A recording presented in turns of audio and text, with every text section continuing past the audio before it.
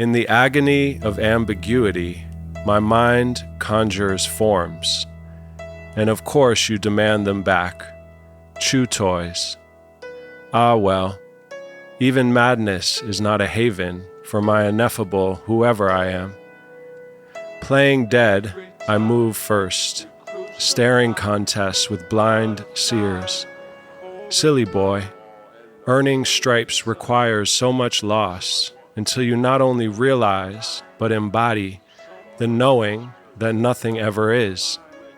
But it hurts, I am unable. Please extinguish my feeble flame. That's what they all say, right before they become themselves. This episode is sponsored by That's What He Said, an AI app that generates myths corresponding to your social needs. Put your foot in your mouth, acted like a greedy, racist, righteous, bigot fool? That's What He Said will provide you with an ancient scapegoat to validate your antics and not only get you off the hook, but make you appear holier than thou. Our guest today is Normandi Ellis, spiritual minister, astrologer, author, clairvoyant medium, Egyptian scholar, and travel guide through the inner and outer planes. Welcome to the show. Thank you. It's good to be here. Thank you for that poem. That really made me smile. Oh, I'm so happy to hear that. Thank you for your poems and work and writings. They've kept me and my family company for a while. So it's mutual. And to begin on that note, the way my father came across your work, I believe was 30 years ago through a woman named Marie Bergeson, who was part of Jean Houston's Mystery School. I don't know if that rings a bell. Oh, yeah.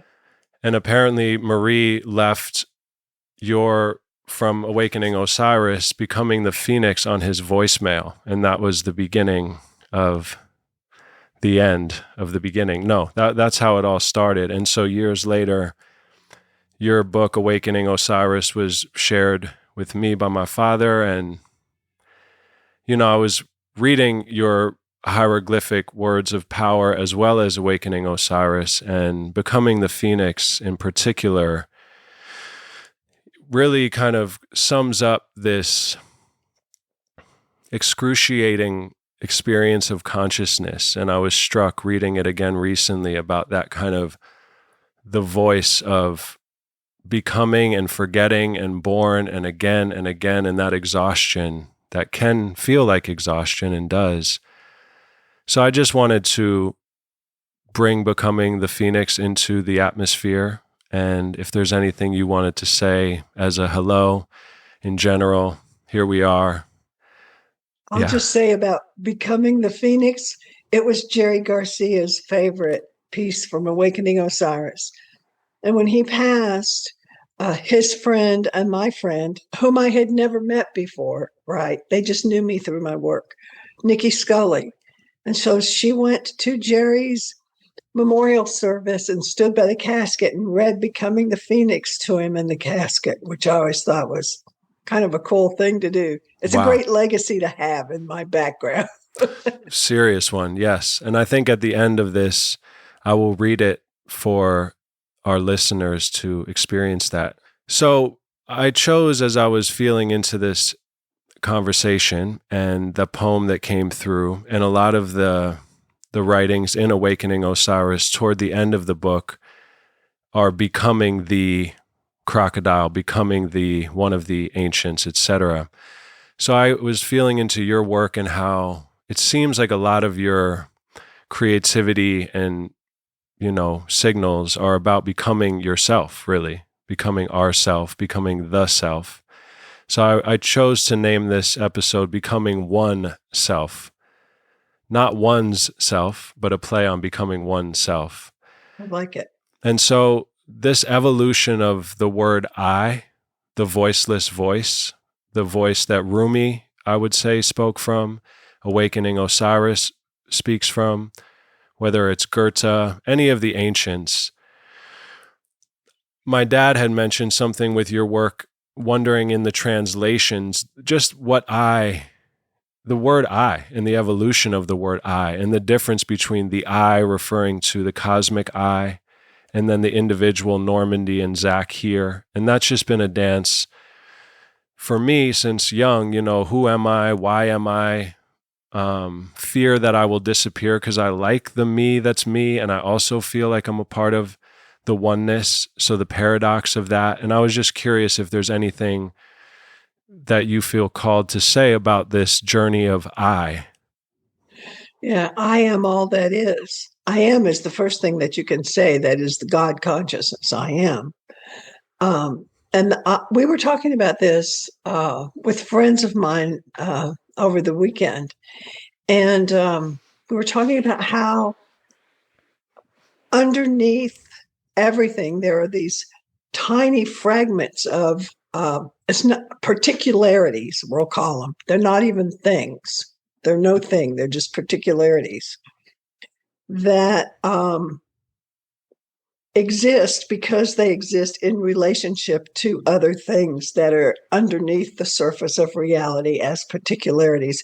And any two things that have come together at any point in time, so says quantum mechanics, from what I understand, if you separate it, there is still a connection, there's still a relationship, and you can keep spinning it farther and farther apart in time and space. And if they have ever been connected, they will always remain connected. Therefore, we think about the Big Bang. We started as I. We started as the I, and we kind of lost our particularness, but became these states of being in relationship to each other. And so everything that one can say in terms of I am the crocodile, I am the hawk, I am, a becoming one, all of that is absolutely true at the same time. So it's all part of consciousness. There's no awareness, to my understanding. There is only attention. So awareness just is. I don't have an awareness, but I put my attention on something. And when I attend to something, I can connect with it and I can become it. And once I have become it, I will always be it.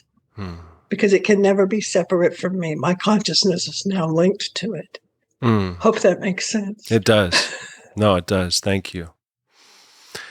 I was thinking about, I forgot where I read this, but you as a young, I believe you were 12 or something like that when you started to communicate with Isis. Is that correct? You were in a little, kind of not a tunnel, but like a little water. Yeah, it was a storm sewer at the edge of the neighborhood. So I was curious about that experience in regards to hearing the call, as a lot of people talk about, and I've always been interested in, that we're all called, and what that looks like to heed the call, to respond to the call, and the difficulty of corresponding to the subtle world or the invisible world, especially growing up in the times that we are, where we don't have, we weren't raised by shamans, I assume. So just what that looked like for you, the questioning of our own sanity, how to kind of listen, and what that journey was like and is like for you. I think I have multiple ways of explaining that to myself, even at various times. Because I grew up in a family of spiritualists. They talk to spirit. They talk to dead people. Not all of them, but most of them. However, they were all storytellers, Southern storytellers. And so they would tell a story about this or like that or like that. And they would tell stories about Anne Arzelia, who was the spiritualist, who had a seance room on the upper floor of her house. And she would have people come in and, she'd greet you at breakfast. Oh, Uncle so-and-so says hello. He says you need to get your car looked at, things like that. And I was a kid and I listened to these stories and I realized that I was speaking in that way often. And my parents would tell me that I was crazy as hell. You're just like your aunt. And I thought, well, okay, what is that like? So I started to explore what it was like to be in relationship to spirit more often. Um, I wanted, even as a young child, to not necessarily be a medium, but to be a reverend, to be a priest or priestess of the divine. And so when I was going down to that little storm sewer at the edge of the neighborhood, I had my little red wagon, and I had blocks of wood that my dad had cut off, from whatever he was building, blankets, ball jars, and I would pick flowers and scoop the water out of the creek and put the flowers in it and set up little altars in the crotches of the trees. I'll lay my blanket down and I'd just lay there. And I would look up beneath the canopy of trees at this blue sky. And it was like I imagined I was lying there looking up at the hem of the skirt of my mother, my great mother, the real mother, God's wife. Right. So it was a very religious experience for me to be down there by the creek. And so then I got brave enough that I started to crawl through the sewers when they were dry, or not when they were wet. But I crawled through the sewer with chalk, and I started to write poetry on the walls of the sewers. And I realized later I was probably, grokking some ancient Egyptian life when it was scribe down there writing on the tomb walls, but I would just write poetry and, things like that. And I never wanted to go to church, really. I did want to be a priest, but I didn't want to go to church. I didn't want to have to wear those uncomfortable stockings and all that stuff. I wanted to be in the natural world because that was my church. My church was the natural world. And when I discovered Egypt and I realized that the word for a god or goddess is NTR, which translates as netter or nature or nature, I thought, oh, I'm in my school. I'm all of those. I'm all of those things. And I can become all of those things and be a priestess of the waters and the caterpillars and the sycamore leaves. And, it was quite nice as a child to feel that. I love that you use the word grok, because that's a word my wife taught me. And in my understanding, it means to not only conceptually understand something, but also to embody that understanding. Yes. And what you're describing also, it wasn't just a, mental experience. You were physically imbuing that and being a part of that. So that's beautiful. Thank you. I also, in a different way, painted symbols all over a room when I was living in Harlem. Mine was actually a manic episode that I had when I was 24, but it was a great initiation that I'm grateful I survived. But during that time, I was called to, felt like caveman kind of processing of information that was coming through very fast. So there's that. Right. Yeah. Well, responding to the call, you spoke about that. I think of how it's all an immortal game of telephone to some extent. And the idea of being born out of God's forehead, I feel like some of the voices in Awakening Osiris talk about that, waking up in the dream. And all of this information that I've been fascinated with as an attempt to express and ease intense feelings I've had since a child. There is that part that says, to what end? What does it all mean? And I don't think it ever really has a center, but just how the work and the telephone game of immortals, like what is the message to you, and how do you embody that on a day-to-day? On a day-to-day, I think one of the first things that I'm speaking about me, that I need to do is to awaken slowly every day.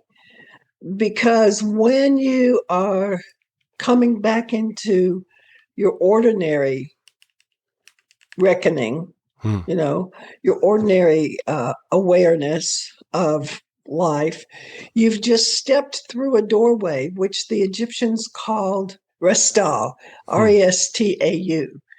And that's the doorway between worlds. So it's when you step it from this reality into a dream reality, okay, or you step from this reality through the doorway into the astral world that, you can astrally travel and come back, or you can just go on and pass into the underworld after that, when you die.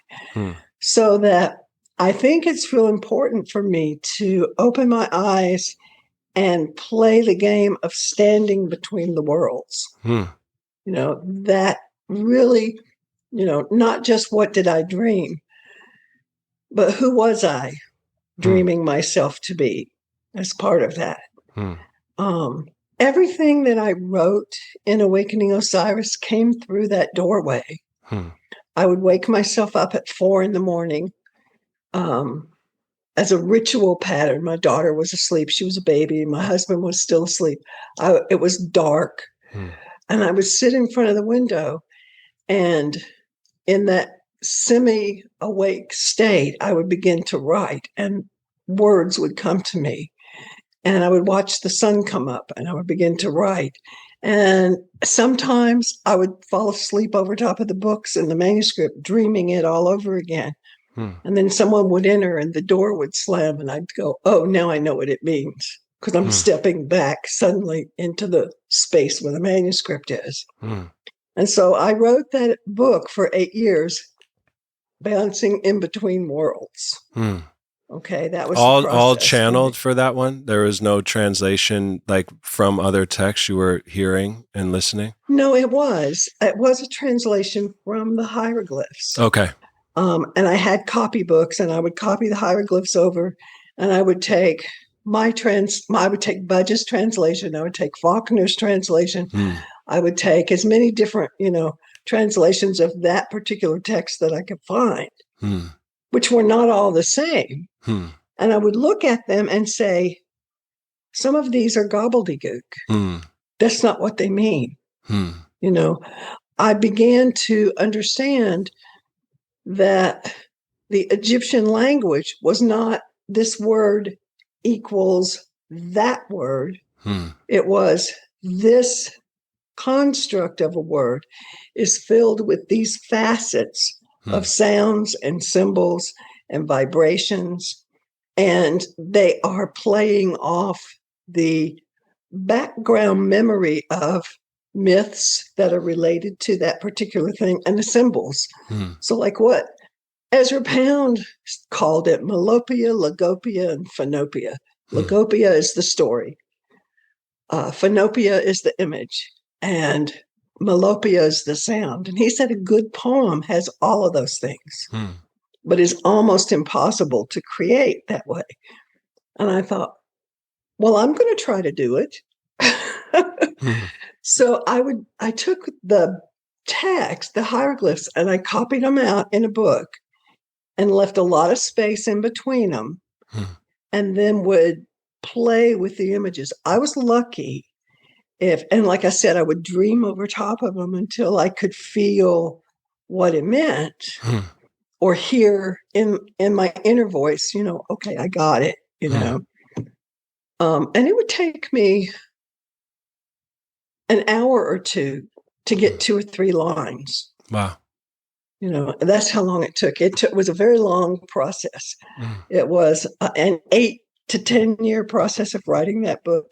I started from the beginning and went to the end, and then went back to it, and then went back to it. So 3 times, layering everything on top of it, every possible variation of that text that I could find, plus my own intuitive, this is how I think it's working, So that's just one way of saying that's how I live.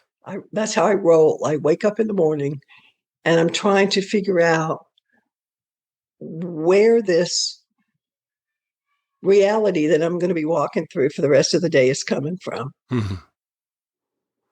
Does that make sense? Definitely. No, so what was absolutely. the other part of that question? What does it mean? Well, I mean, I guess that's a vague question. It's more, I guess, as somebody who has been drinking from all of the poets, many of whom you mentioned, writing, looking, I feel maybe it's the existential crisis, but there's this, for me, Hermann Hesse is one of my favorite authors of all time, and I've read and reread his body of work. And in Steppenwolf, he talks about the laughter of the immortals, which made me think a little bit about in Egyptian mythology, what the experience of that might be for that. Is there a humor that you've found? Now I'm going into another question. Pardon me. I think I'm between doorways of worlds. That's all right. But there's this kind of lost in translation feeling that can come, or no matter how many times I've discovered or found the eureka, applying it into this world, and of course raising children, and the moment we zoom out and look at what's happening in the world, all of these beautiful, timeless things can start to feel very fragile under the weight of the pressure of the speed of the now. And I continue to return to a place in myself that is aided by books like yours, by Hesse, and I remember, I'm remembering why and who I am.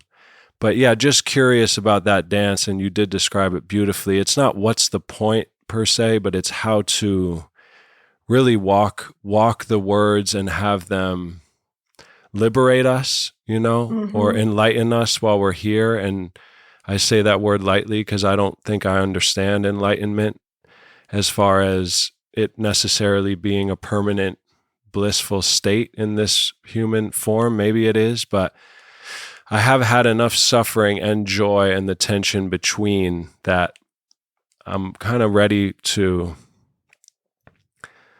I don't know. And I feel like I'm getting closer to letting go, to surrendering to something. And I was just curious about that dance for you as someone who's so entrenched and swimming within since a young, human, all of this powerful ancient stuff, and just how you apply that.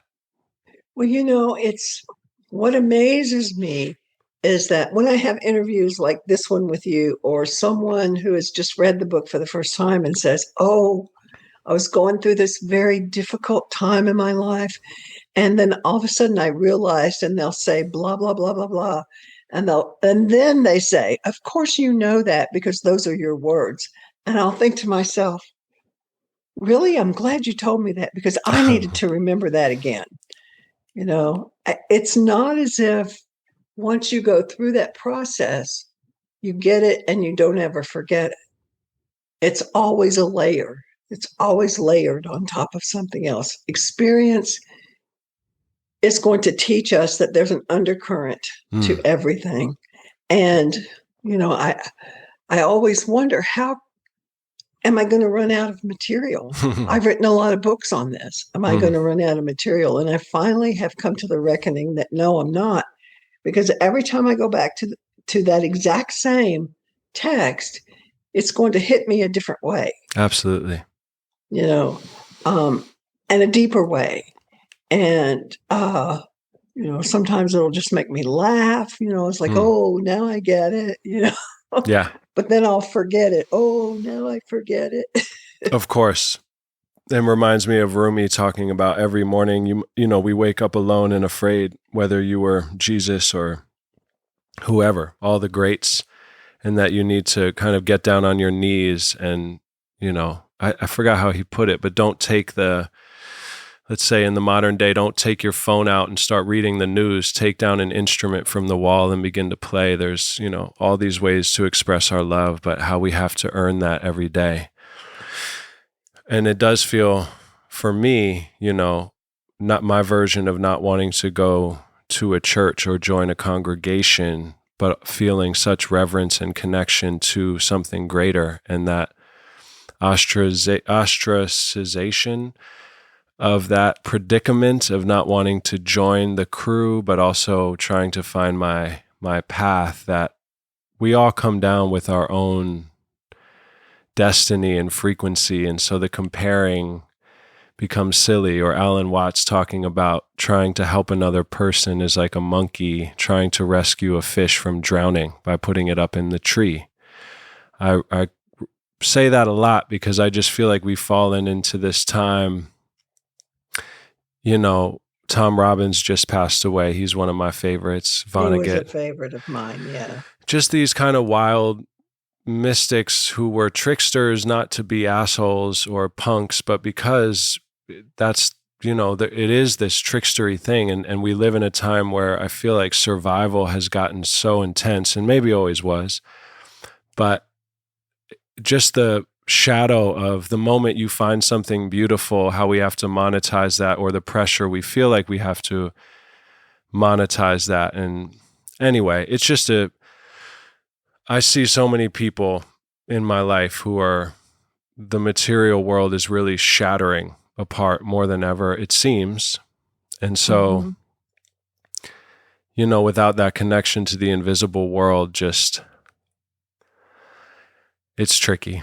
It's tricky, as you know. It is, and trying to stay in the magic. That's what it really is about, is to stay in the magic and to not let whatever somebody else tells you about what you're thinking or what you should be thinking, or how you should be using what you're thinking, that you just can allow yourself to simply be. And I say that because I have this really amazing older brother that I always thought knew everything. He could do it. He could do everything. And I was this little kid that was like, da, da, da, da, da. I would put the blanket over my head, like, let's wear the veil across the street and walk in front of the bread truck, right?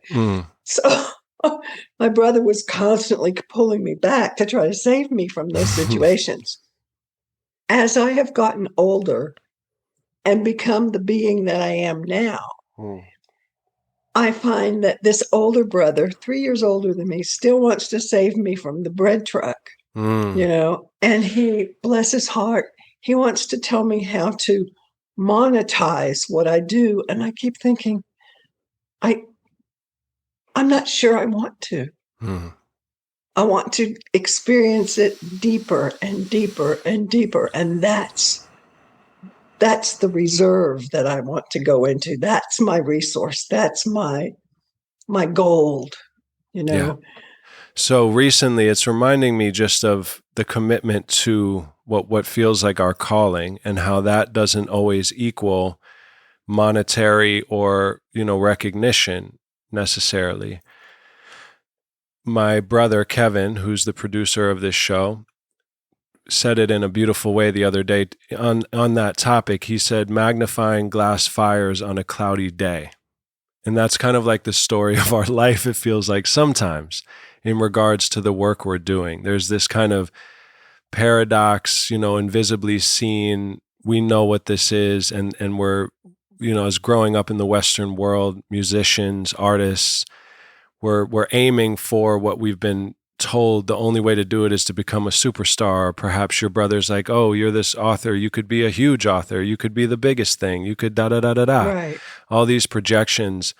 So, really embodying for everyone out there, myself included, and you, the subtle world, and trusting your path, even and especially when it may be not reciprocated materialistically, like I just said. Of course, we want to read the material world as a metaphorical expression of some version of the, invisible world. So I'm not saying if you're like addicted and you just keep banging your head against something because you think it's your calling. Of course, there's a way to kind of gently react and work with. But I'm curious about that for you. Your words of advice to yourself, to anyone, to me, around, holding it down for what you know, especially now when it's, again, not to keep saying this, but it feels like all the old ways are melting. The old ways don't work anyway. Why would you sell out, so to speak, now when it's probably not going to work? You're going to look like an ass. And we're talking about we're dealing, especially you and I, the way I approach creativity is on my hands and knees and has been. This is not just because I thought it was fun and cool. It's because it called me. And I've been through all sorts of beauty and hell and continue to, it is a reverent experience. So I know I'm wandering again, but your dance with walking the invisible world and to other people coming up now with all the social media, with all the numbers. I was joking with my mom, who I respect highly, and she said, it's really not about the numbers. And I said, well, what's it about? The letters? That's a bad joke.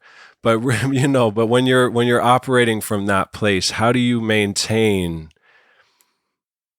It's the recognition that even when I was 3 years old, walking across the street with a blanket on my head, I was holding God's hand. He just happened to enter into my brother's body and pull me back, And so I don't really feel like, yes, we have to be conscious of what we're doing, but I don't really feel like I'm going to be lost. I feel like as long as I can feel that hand holding mine, that divine hand, I'm going to be okay, And I'm going to continue to get the ahas that I need to keep doing the work. Yeah, the ahas. I think the ahas are what keeps people like me, at least, going. Enough fuel in the tank. And sometimes in the mirage or the oasis in the deserts, it gets a little low in the tank. And the word futility starts to come up a lot, I've found recently. What's your experience with futility, or do you not dance with that much anymore? Oh, there are a lot of futile things Yeah. in my life. I'm like, okay, that's another one of those. Who would have thought that at this age I'd have to be vacating my house because I have mold in it, but I have to. Yeah. It was like, what is that about? Well, that's an adventure. Yeah. I love that. I'm going to go somewhere with my cats and my daughter, and we're going to spend 2 nights in a motel while they clean the shit up. Yeah. Yeah. And I'm not going to worry about how it's going to turn out. It's going to be okay. It's going to be okay. Futility. What do I think about? I mean, when you think about it right now, government is futile. Yeah. It's futile for me to worry about what's going to happen to my Social Security or any of that stuff. It's futile. I don't think that I myself can do anything about it. I think, and I have students ask me, well, what do we do? And I said, the battle is so huge. Pick 2 things that you feel very strongly about and do those. That's how you fight the futility. Pick 2 things that you feel very strongly about and do those. For me, one of those was that my father would go into the mountains and he created Head Start programs for poverty-stricken children. And so his thing was education. So it's like, what touches me deeply is when our educational systems are being devalued. School lunches for children are being taken away. What can I do about that? I don't have infinite amounts of money, but I can go into the schools and I can teach kids, and I can go into the schools and make sure that there's lunch money available for them. I can do after school programs. That's what I can do, and so that's one. The other one is that my mother had this huge heart, and she would take everybody under her wing. And I had a kind of a boyfriend, I'll say. We'll call him a boyfriend, right? Back in college, who was an Iranian man who happened to be related to the Shah, who was being deposed, and everybody was kicking everybody out, and all the Iranians were being sent back to Iran, and they were coming to get him, and if he went back, he was going to die. He knew they were going to take him, and he was going to die, and that would be it. He came by the house to see my mother because they got along really well, and tell her goodbye. And she said, "You're not leaving." And she took him and she kept him in the basement and let him live in her basement for a couple of months until he could figure a way out. Wow. She did the, it was like the story of Anne Frank, sort of. Yeah. And yes, he survived. He went back eventually, but he survived. And he would still be in touch with my mother. And it was like, so what can I do then in that regard for someone, to make sure that they're not endangered because ICE is coming after them? Yeah. The Right. wrong those are the ISIS. two things that I have said, okay, I'm going to do something along those lines.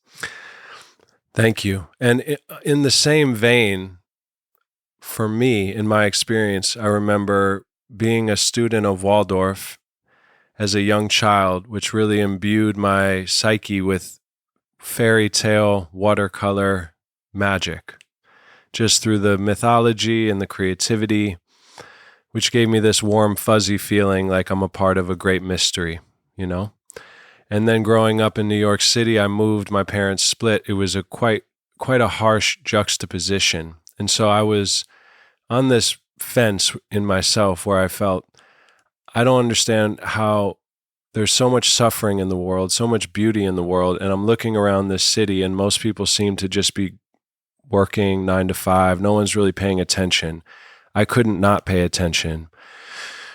So it was sort of a crux of, do I want to live? Not really, but if I'm going to, okay, I'm going to create. And realizing though that helping people, which I admire deeply and what you just spoke about, I also had to have it be fun, obviously, and make me feel joy and excitement, which is why I think Tom Robbins and people like that have always spoken to me. And if I did want to change, obviously I'm only here to change myself, but if I did want to, as a father now, or affect any sort of tipping toward traditions that were more reverent and not just, materialistic to an insane degree, then I would have to make stuff cool. It has to become cool. It can't just be preachy, goody, two-shoes stuff. So yeah, just finding that joy is a big deal for me. And it seems like you get a lot of joy out of what you do, whether it's traveling and reading and books. But I think that's a key for me in these days when things can feel futile. Before I go out to help, it's like, how do I just excite myself to wake up, to feel inspired? Which your books talk a lot about, especially hieroglyphic, words of power. I was going through, and obviously they're for different cards that you pull, and I was reading it in sequence, but there's wonderful mantras and advice of how to reconnect to that. But I think, how do you quiet everything right now and get down to what your joy is, which then can lead to doing an after-school program or assisting someone who might be in your field that you're able to assist, but keeping that kind of cauldron of optimism, right? I mean, what's this all headed toward? If it's not some sort of feeling that we're in a God dance, like at the end of the day, I'm hoping there's going to be some sort of glorious reunion at some point. Yes. I want to hang out with Thoth or however people call him, and my brother Taylor who passed. And, I'm hoping this is ripening into a glorious something. I hope it is too. I highly recommend waking up every morning with chickens outside your window. I love that. There's that. Our neighbor actually has a few. So it was like, oh my gosh, it was just it was wonderful. Yeah. After spending so much time in the winter, all closed in, it was a total opening. So finding joy every day. That's it. That's how we counter the fear. Exactly. And we don't worry about things. I think that it's really important not to worry about things because our consciousness is built on our thoughts. Yeah. And worry is a prayer for something you don't want. I know. It's so tricky. A lot of my work has been about feeling called to represent the shadow side of things, not in a dark way just to be dark, but the repressed. That's why I love becoming the crocodile, that essence of what that voice is talking about has felt important in my work. So Abraxas in Hess's work, or in Jungian work that I've experienced with Gnosticism, the idea of the embodiment of God and the devil simultaneously, or the jaws of the crocodile that we fear, is actually how we continue to evolve. And so what we fear, so there's been a lot of that in my work, and it's been confusing to continue to find the balance between just living in this world right now. It's tricky. I know I keep saying that. Well, as I said in one of the passages in Awakening Osiris, we have to watch where we walk and keep our sandals clean. Exactly. And now I found my train of thought because I lost it there for a second. The worries that if we're not careful, we're bringing on realities that we probably do not want. I've also felt kind of I don't know, like the darkness needs more representation. Lilith, we just did an episode with an amazing woman, my wife and I, about Lilith and the archetype of Lilith, and my curiosity around what did Lilith inherit as opposed to who is she really? What did she inherit in her saying no, that initial no, and then being projected on all these dark things?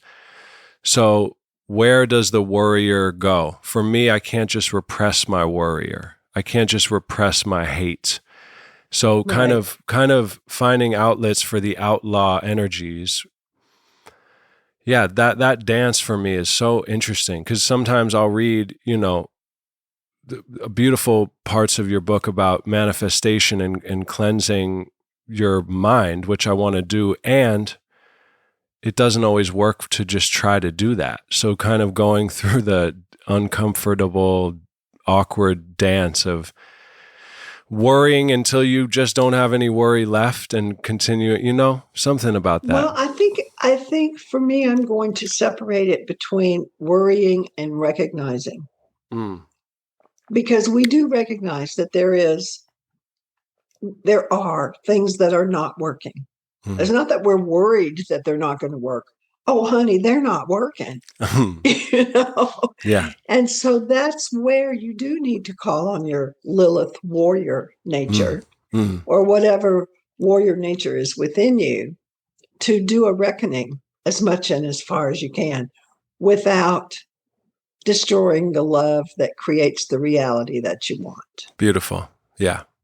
That feels like a sword cutting, or some sort of, I feel it when it becomes so claustrophobic internally for me, this, get the fuck off me feeling of that warrior that's just trying to dispel and expel all of these voices and whispers and fears that can come from loving places even, but they accumulate in such a way that we just become a nervous wreck. Right.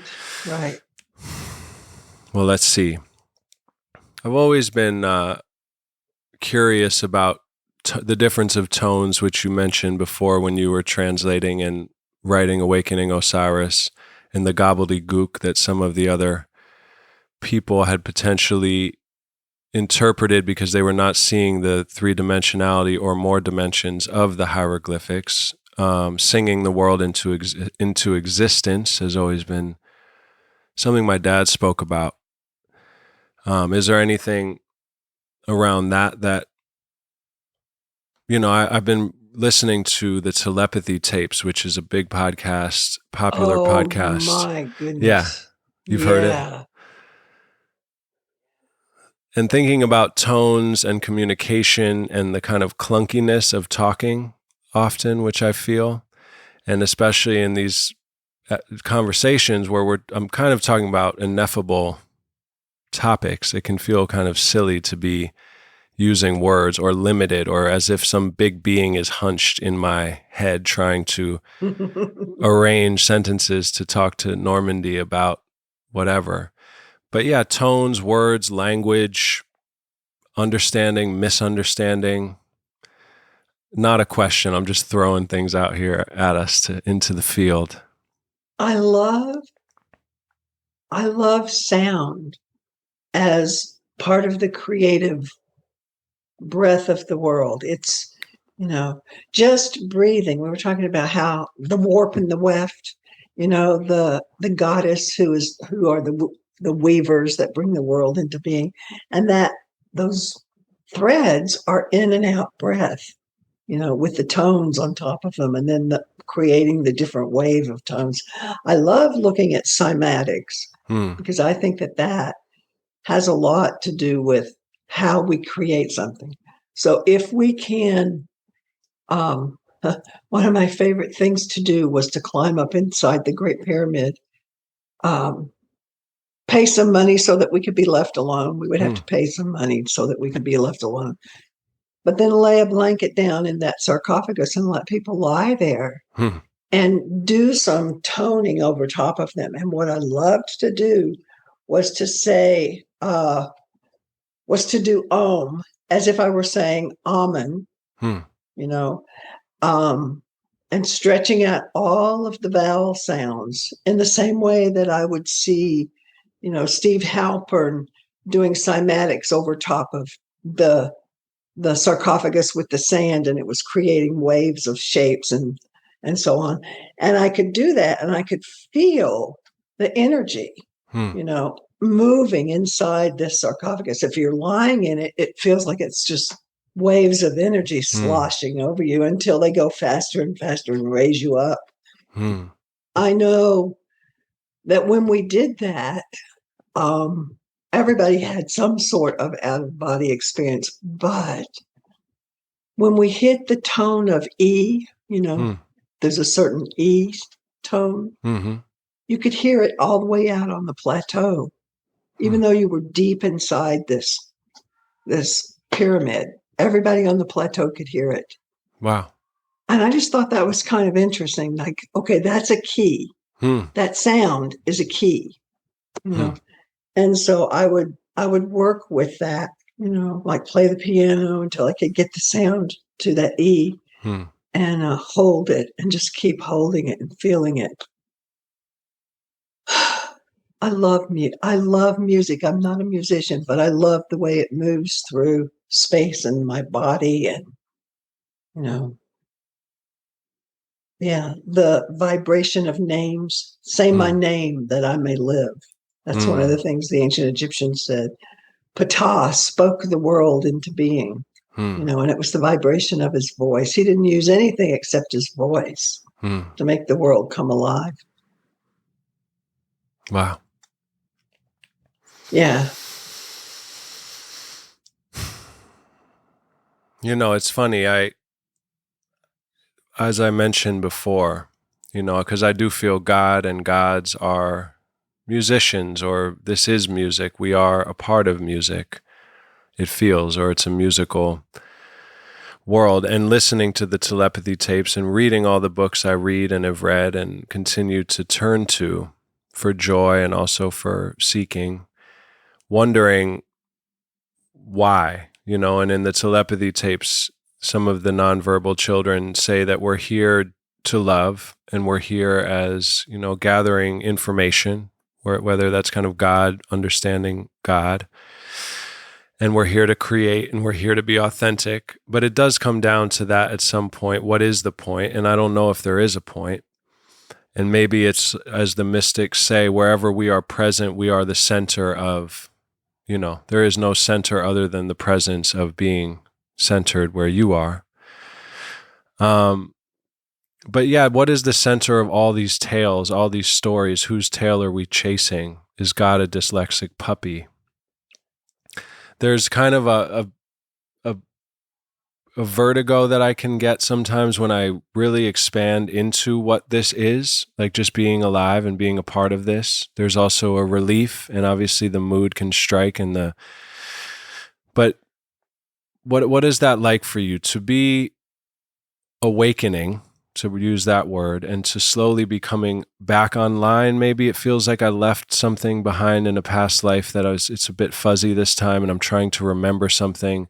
But that feeling of kind of navigating blindly, what is the point for you right now? Which I know is a question that's been asked a million times and there is no answer and there's new answers. And in this moment, if that's okay, I'd love to hear what feels like the point of talking right now, of being, doing. Oh, yeah, that's a big question. I think one of the things that how do I know if I'm on the right track? That's the question. How do I know if I'm on the right track? Is this how it needs to be done and what I need to be doing? And for me, when I get to that point where I'm not sure, am I stepping too close to an edge of something that's going to push me over? I go to my astrology. Beautiful. And I look at my chart and I look at my planets. I can remember one time in that dream state, having a dream that I was bent over this huge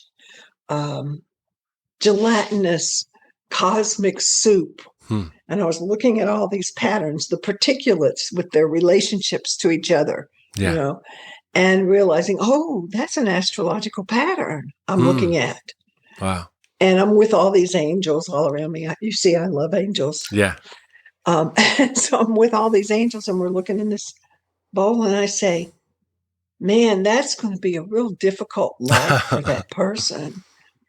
But they're going to learn a lot. Oh, what a blessing. And the angels looked at me and said, jump in. Wow. I knew that's you. Wow. I was like, okay. Yeah. So I look at my astrology. Where do I jump in? What's jumping into me right now? Where am I in this moment of my life? What is the story that's being told in this particular moment? Those planetary alignments that we just had, so Neptune intense. moving into Pisces, that was a big deal. Yeah. And how is that going to play out? It probably will continue to play out until the end of my lifetime. I won't see it move into Aries, but it's going to be interesting. It's going to be very interesting. If you are open to it, I'd love to hear your perspective based off your understanding and studying of astrology of where we are right now. Is that okay? Oh, well, okay. I just came back from Egypt and I spent, I went over on a cane and came back walking. So that's wow. This miracle. Yeah. Okay. But while I was still on my cane turned into a chair and I would sit inside the temple of Dendera and look up at the ceiling. And there's this astrological chart on the ceiling at Dendera, temple of Hathor. And there's this, on one side, there's a solar eclipse, and on the other side, there's a lunar eclipse. And you could see the constellations. There was Pisces, then there was the eclipse pattern, and then there was Aries. So somewhere between the spring equinox, like we had March 5th, 17th, I think, or 18th for our eclipse, that was what that was showing me on the ceiling. It was the exact same eclipse. Wow. From 320 BCE. Crazy. That was the Cleopatra eclipse. And it kind of signified the end of an era. The Greeks were going out of power. They had kind of inherited this Egyptian mentality and were trying to keep it, but they were on the way out. And on the other side of the wall there was the eclipse between Aries and Libra, which is what we get March the 29th. So I'm looking at this ceiling that's projecting an end time scenario. That story's over, and now a new story is starting. And my feeling is that that's where we are right now. Yeah. We are in that exact same eclipse pattern. The story of the zodiac ends in Pisces and begins again in Aries. And the whole epics are changing. They're changing. At first, I thought you were going to say your cane turned into a snake. No, yeah. which it probably did as well as a chair. There's a guy at the gym named Howard who occasionally pops up to me as I'm on the elliptical or stretching or whatever I'm doing, and he'll just say like a 2-liner about the cosmic weather report like you just gave. He's in his 80s and he's had a huge life, and like it sounds like both of us, he's tapped into the invisible world and is surrendering again and again to something beyond this world. And he said right now it feels like we're walking through 2 timelines and we're not in one or the other, hence the feeling of awkwardness, which I've felt a lot recently. And even why I postponed our first scheduled meeting was because I've just been feeling this awkwardness, and it's very helpful, as you said too. And my wife and I were going through personal internal waves, I think affected by the recent astrology, and Molly mentioned in those times she really would love to talk to someone, an astrologer.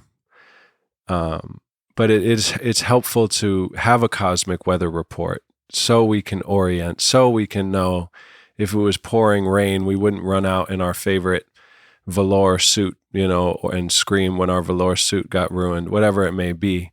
Or should we run out naked? That's what we should do for sure. Exactly. But yeah, which is then where the lightening up comes, which Tom Robbins was a big reminder for me in Jitterbug Perfume. I don't know if you recall that particular plot line. Yes, I do. Alabar and Kudra are on their path of immortality, and at one point Kudra gets tired of the game and decides to disintegrate and go to the other place, and Alabar is so sad, in her absence, and then she writes in dust on the windowsill, lighten up, in that whole feeling. But I appreciate your cosmic weather report, and that you're walking without a cane is amazing. So I said this on the last show with the Lilith episode to a woman I respect.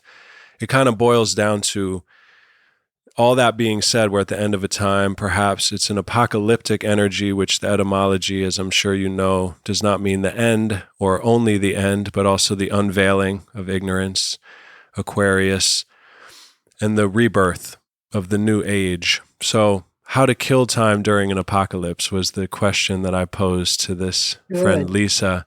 And I'll pose it again to you, obviously half joking, half serious. Her response was, do what you love, and spend time focusing on what you love when you can. But yeah, just from someone who walks in both worlds, as you said, consciously, you've been navigating the dance between, you've been interpreting, you've been physically grokking and translating things from the past, things from maybe the future, things from forever, timeless zones. Yeah. How do you suggest holding it down right now in a way that is healthy, contributing, radiating the joy, I'm kind of agreeing with her that you do what you love, because loving what you do is the only way to survive disintegration. You can love it to death, and then that'll be okay. But when I say that, what I'm doing right now through this is to work on a new book, because that's what I love to do. I'm working on a new book. And what I'm doing is I'm working on investigating my particular soul contract through looking at the books in the books of the afterlife, pyramid texts, coffin texts, Book of the Dead. So I'm taking the long view, looking at those chapters that were considered pivotal and asking myself the questions, how is this reflected now in my life? And is it what I want it to be, or do I need to make any adjustments? And are you going to write, beautiful. Are you going to write the book about your experience, but as like an example of for all of us with our soul contracts in that way? Cool. Can you speak a little more? Because something perks up in me at the phrase soul contracts. And it seems like all of the things we learn, most of the things we learn in modern education are the farthest away from what's actually important. Not to harp on education systems, but even in the telepathy tapes, one of the children, the nonverbal telepathic children, said how emotional hygiene is arguably the most important thing to learn, and that it's obviously not discussed or talked about at all. And just energy and knowing, how a lot of them can't access their gifts if they're in stressful environments, so relaxing, etc. I wish there was a soul contract identification or an identifying course in some form of schooling, because I feel like if a lot of my work has been trying to find my soul contract, my particular destiny, the gelatinous astrological, configuration that I or the fates, the sisters, whoever was designing that, put it together. If I could understand that more clearly, if all of us could, same thing about understanding the weather, it might make life a lot more in flow. So you're not banging your head against someone else's destiny. Another person who's on the show who I adore said a lot of the clients and people she sees feel like animals who are one-of-a-kind animals, but they keep looking in the encyclopedia to find themselves, and they're not there. And I feel like the soul contract, if we can identify that, again, I could say, oh, wow, I came here to XYZ, so it makes sense why every time I try to FJK, it's not working because I'm here to XYZ. So can you speak a bit more about soul contracts? Okay. Please. It is something that evolves. It is not a given. So a soul contract is something that continues to evolve. And it grows out of the little point of light that was the seed when you started. And so the contract, like if we planted a seed, the contract is that it will grow into this amazing plant at the end and create more seeds. That's its contract. Right.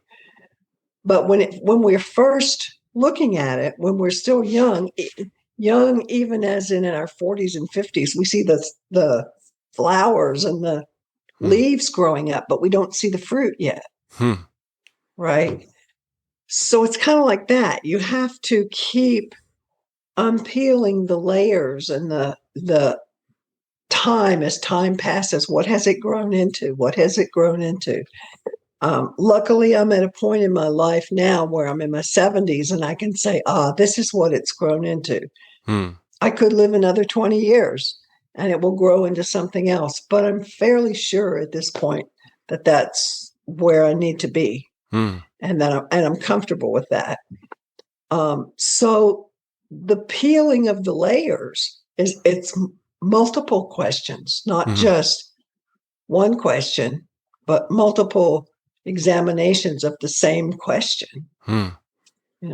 Beautiful. I always tell people to go back into, please keep your journals, don't burn them, because you can go back and see what you were thinking when you were 30 years old on this exact same date when you said, I am going to plan to do this. And you can say to yourself, how did it turn out? It's in my journal when I was 30 years old. And I'll go back and say, astrologically, you can choose if you choose the correct date, when you planted the seed, it's always the same date based on your astrological chart. When you plant those seeds, whether you are conscious of planting it or not. You are always planting seeds on that date. So you have all these years to go back and look, what happened to me January 17th. Every year of my life, I was planting a new seed. I noticed that the seasonal nature of my intuitive self, whether it's X amount of months of the year, I find myself waking up at 4 and writing poetry, or X amount of months I work on music, and it has been a pattern for many, many years. Yeah. Have you heard of the text, apparently the oldest surviving text, I believe, that was on a papyrus scroll called The World Weary Man? Have you heard of that? It's from The Egypt. World Weary Man. That's obviously a translation of what it was named in English. I've heard of, there's a dialogue of a man. He's like considering suicide. Exactly. I was about to say a suicide. Yeah, text. it's the same. He's basically saying the world has fallen into such chaos. Yeah, and very, why very be reminiscent of now. Yeah, why be here? But then his soul speaks to him, and it's kind of broken off. But I just find that to be Michael Meade is someone I look up to. I don't know if you've come across his work. He's been on this show a few times. He's the one who talked to me about the World Weary Man. And I'm just curious in this moment for you, you know, a lot of people I respect and who have held their light brightly and I consider to be bearers of the invisible world who kind of are in touch with the indigenous spirit in themselves or whatever you want to call that spirit that's not just the body that it is here and now. I see even them cracks in their resilience right now more than ever. Not everyone, but I'm seeing that a lot. I'm seeing the world weary man in myself, in others. I feel like I've been able to become the phoenix a lot more these days, and that's my own process. But I'm just curious about, to those listening who might have had a really long life and might feel tired and weary, to anyone. And again, I bring up that particular text because it, as Michael Meade was pointing out, it shows, like you in the Temple of Hathor, like the cyclical nature of how these things happen, you know, again, and we're not alone. And that man was feeling the same potential feelings of weariness that we feel now. Yeah. Can you speak a bit to that kind of, we've talked about the joy and loving what, you know, how to kill time during an apocalypse, but that deep, deep weariness of people who have read all these kind of books, of people who, and they're just struggling, you know, and no medication, no other carrot, some philosophical little quippy wisdom is going to rattle that deep sadness. Do you have the antidote? Gosh, you know, I've experienced that in the last year where I was so exhausted with my life that I couldn't get out of bed. There's Siri. Siri said, I didn't understand Siri that. Talks to me when I'm just doing something. It's like, hush up. I even have it on mute. I wish Siri understood that. If she could answer that question of what to do when you're at your utmost weary, then Siri would be the weary Siri. Yeah, something there.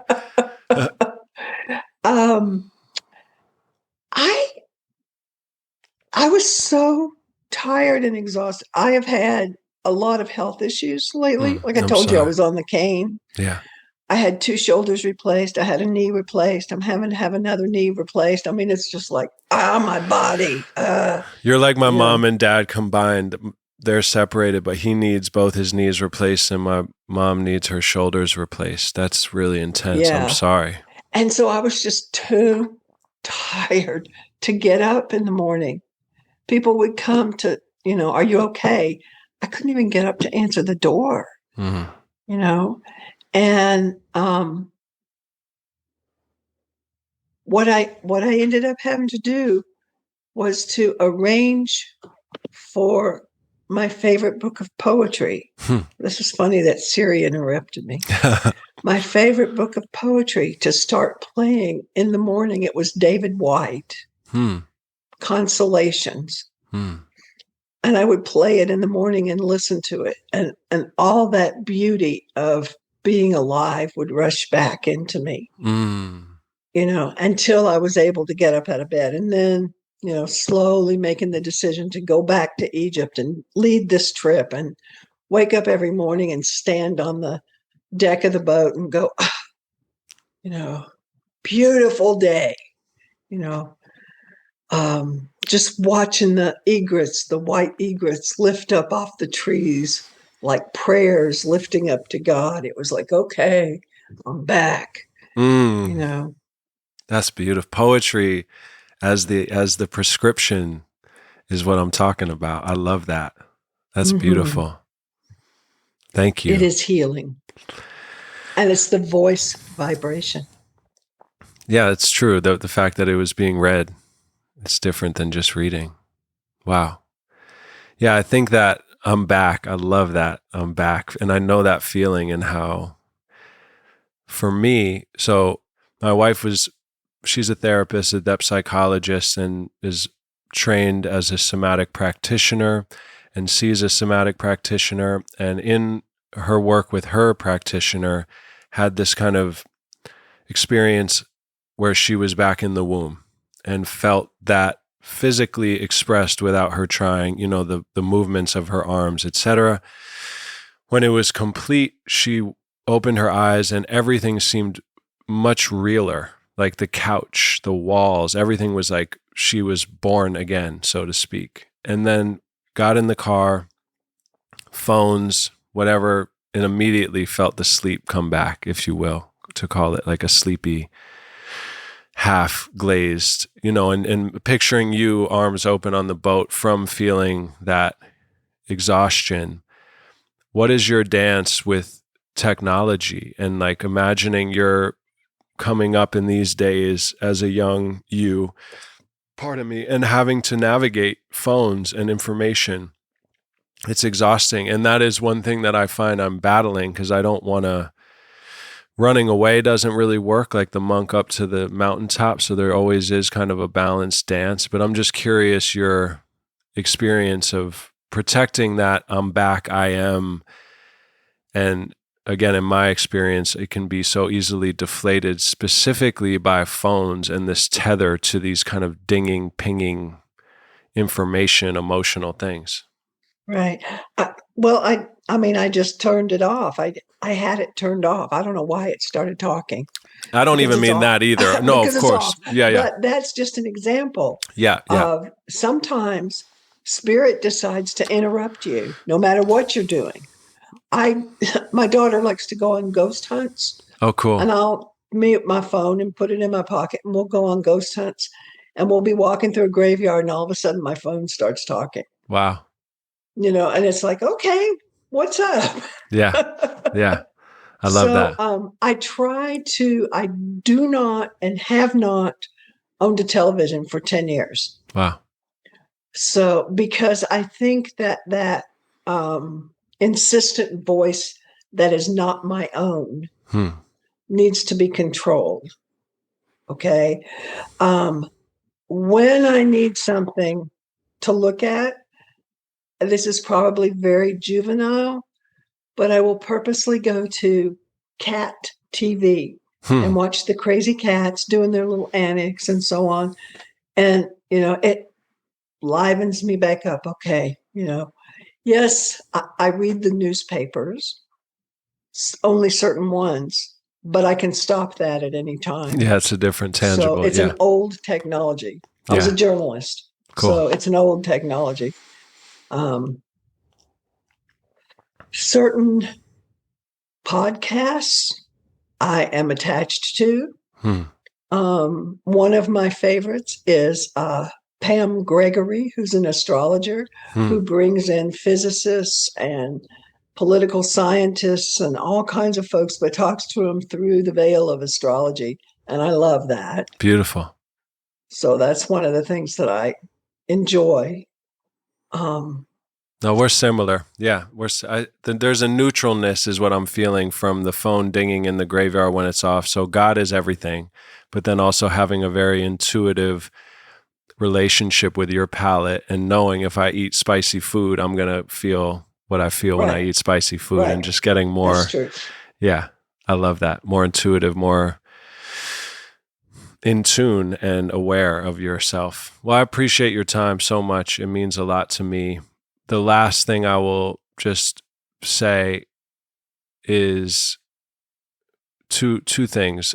Do you want me to read Becoming the Phoenix while you're here or after you're here? Oh, yeah. I'd love to have you read it. Okay, then we'll do that. In a future conversation in a different reality or in this one, I wanted to talk a little bit about the mind trust falling into the soul and what that looks like. But I think Becoming the Phoenix will probably answer it for us. So I'll bring us home with this. Becoming the phoenix. I flew straight out of heaven, a mad bird full of secrets. I came into being as I came into being. I grew as I grew. I changed as I change. My mind is fire, my soul fire. The cobra wakes and spits fire in my eyes. I rise through ochre smoke into black air enclosed in a shower of stars. I am what I have made. I am the seed of every god, beautiful as evening, hard as light. I am the last 4 days of yesterday, 4 screams from the edges of earth, beauty, terror, truth, madness, the phoenix on his pyre. In a willow I made my nest of flowers and snakes, sandalwood and myrrh. I am waiting for eternity. I am waiting for 400 years to pass before I dance on flame, turn this desert to ash before I rise, waking from gold and purple dreams into the season of God. I will live forever in the fire spun from my own wings. I'll suffer burns that burn to heal. I destroy and create myself like the sun that rises burning from the east and dies burning in the west. To know the fire, I become the fire. I am power. I am light. I am forever. On earth and in heaven I am. This is my body, my work. This is my deliverance. The heat of transformation is unbearable, yet change is necessary. It burns up the useless, the diseased. Time is a cool liquid. It flows away like a river. We shall see no end of it. Generation after generation, I create myself. It is never easy. Long nights I waited, lost in myself, considering the stars. I wage a battle against darkness, against my own ignorance, my resistance to change, my sentimental love for my own folly. Perfection is a difficult task. I lose and find my way over again. One task done gives rise to others. There is no end to the work left to do. That is harsh eternity. There is no end to becoming. I live forever striving for perfection. I praise the moment I die in fire, for the veils of illusion burn with me. I see how hard we strive for truth, and once attained, how easily we forget it. I hold that fire as long as I can. My nose fills with the smell of seared flesh, the acrid smoke of death, so that years from now I might look on that scar and remember how it was to hold the light, how it was to die and come again, radiant as light, walking on sand. I change and change again, generation after generation. I find anguish, then peace. I am satisfied with my birth and the fate to which it led me. I do not regret the discomforts and terrors of my mortality any more than I regret the company of angels. I have entered fire. I become invisible, yet I breathe in the flow of sun, in the eyes of children, in the light that animates the white cliffs at dawn. I am the God in the world in everything, even in darkness. If you have not seen me there, you have not looked. I am the fire that burns you, the fire that burns in you. To live is to die 1,000 deaths, but there is only one fire, one eternity. We can just edit the whole podcast to that and release it. That's all we need. Thank you. Thank you. You read it. It's hard to imagine sometimes that I wrote that when I was 35. Wow. Yeah. That's a Half lot a lifetime ago. It's a lot to hold and wield at that time too. Yeah, amazing. Eternal words, though, for sure. Thank you. Thank you for reading that. It's not a saxophone. It's an Egyptian god.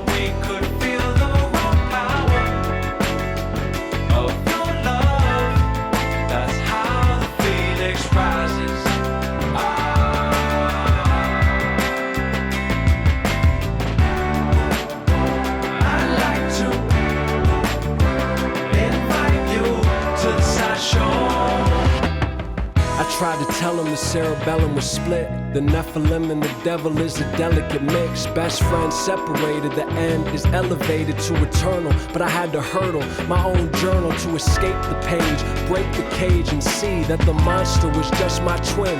Lonely without love from the bright side. A big gavel, left mind judging my right mind. I'm unraveled. Two faces, both twins, my love is a lullaby. Turns into a raging storm. Monster is your friend. Two faces, both intertwined. My love is a lullaby. Turns into a raging storm. Monster is your friend. Two faces, both intertwined. My love is a lullaby.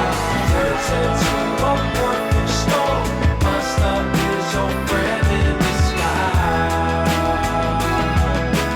Monster is your friend in disguise.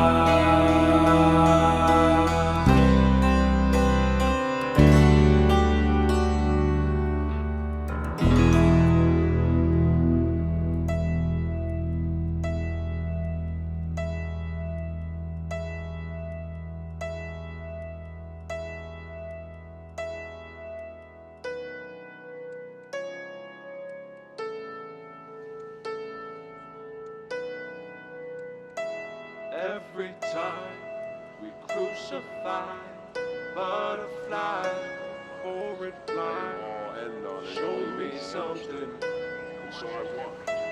Look at life, someone's eyes, not mine. Now I'm blind, show me something. Screaming, God, if I fall for you, all proves in vain.